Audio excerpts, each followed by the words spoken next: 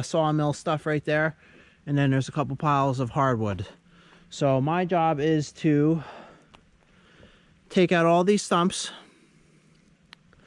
coming up through here, and the driveway goes up a hill right here.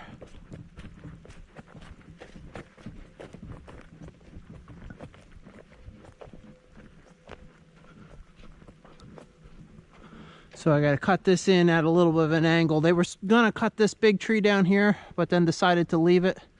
So we're gonna go to the left of it. So I'll kind of have to fill in this area right here and dig that down.